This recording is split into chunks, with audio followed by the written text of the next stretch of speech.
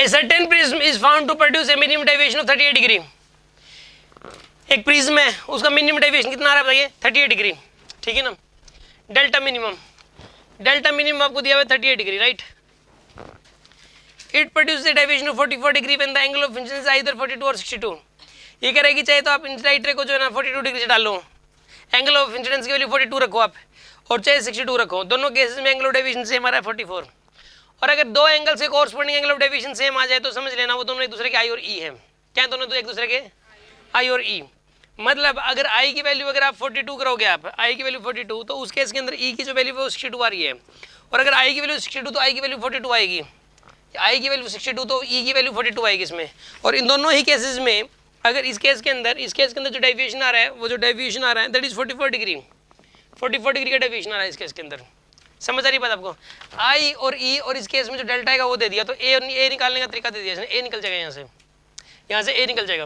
लगा लो आप I is equals, यहाँ पे करो आप I plus E is equals to A plus delta ना। तो आई कितना है यहाँ पे 42 और ई कितना है इस केस में 62 is equal to A plus में डेल्टा की वैल्यू 44।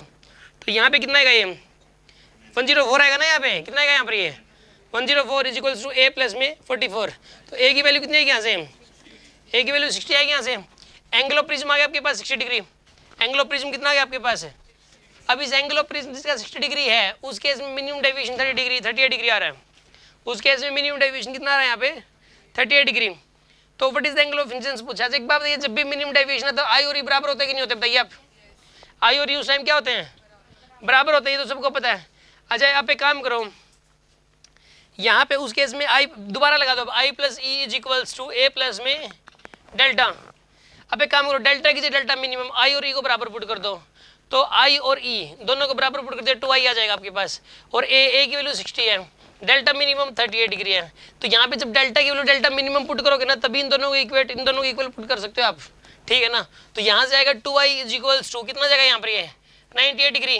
तो आई की वैल्यू कितनी आ जाएगी यहाँ से 49 डिग्री, आई की वैल्यू 49 डिग्री आ गई आपके पास।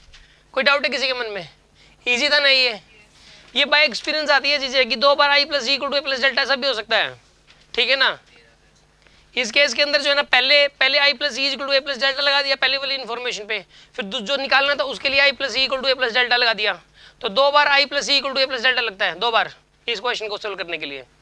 कई इसमें जैसे कि स्टूडेंट क्या सोचता है कि जैसे कि एक डेल्टा मिनिमम का क्वेश्चन है तो वो फॉर्मूला लगा होता है ना डेल्टा मिनिमम वाला n2/n1 equal to sin of a plus delta minimum by 2 upon में sin a बाय 2, ये वाला लगा देते हैं। लेकिन ये वाला फॉर्मूला लगाने से नहीं होता सोल्व। ये जो चीज़ है जब आप करोगे ना सोल्व, n2n1 किसी भी तरीके से नहीं दे रखा आपको, मतलब कुछ ही कर लो, मतलब n2n1 नहीं निकलता इसके अंदर, इसलिए ये वाला क्वेश्चन इसी तरीके से ही होगा सोल्व। आ रही ना बात समझ में आपको।